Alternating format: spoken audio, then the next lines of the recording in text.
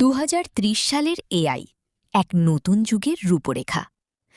2030 সাল নাগাদ কৃত্রিম বুদ্ধিমত্তা এআই আর কেবল একটি প্রযুক্তিগত টুল হিসেবে সীমাবদ্ধ থাকবে না, এটি হয়ে উঠবে মানুষের দৈনন্দিন জীবন, কর্মক্ষেত্র এবং বৈশ্বিক অর্থনীতির এক অবিচ্ছেদ্য অংশ। গত এক দশকের দ্রুত বিবর্তনের ফলে এআই এখন আমাদের যাপিত জীবনের প্রতিটি পরতে মিশে গেছে। দৈনন্দিন জীবনে এআই 2030 সালে এআই হয়ে উঠবে মানুষের ব্যক্তিগত সহযোগী। প্রতিটি মানুষের নিজস্ব এআই অ্যাসিস্ট্যান্ট থাকবে, যা তার অভিরুচি, স্বাস্থ্যের অবস্থা এবং কাজের চাপের সাথে সামঞ্জস্য রেখে পরিকল্পনা তৈরি করবে। শিক্ষা, স্বাস্থ্যসেবা এবং পরিবহন ব্যবস্থায় এআই এর নির্ভুল নিয়ন্ত্রণ মানুষের জীবনযাত্রাকে অনেক বেশি সহজ এবং আরামদায়ক করে তুলবে। রোগ নির্ণয় এবং ব্যক্তিগত চিকিৎসার ক্ষেত্রে এআই চিকিৎসকদের চেয়েও দ্রুত এবং নিখুঁত সিদ্ধান্ত নিতে সক্ষম হবে।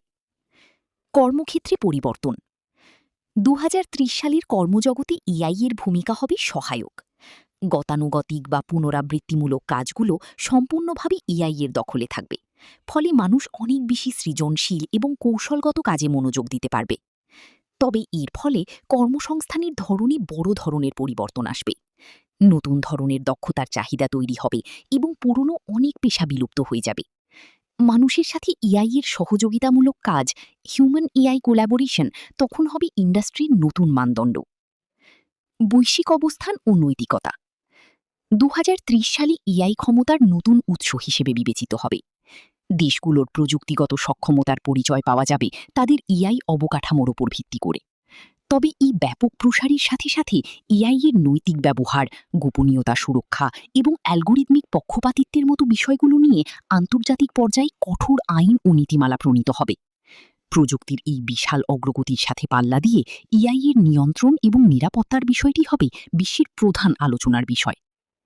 উপসংহার 2030 সালে এআই কেবল একটি যন্ত্র বা প্রোগ্রাম থাকবে না, এটি হবে একাধারে সমস্যার সমাধানকারী এবং সৃজনশীলতার সহযোগী।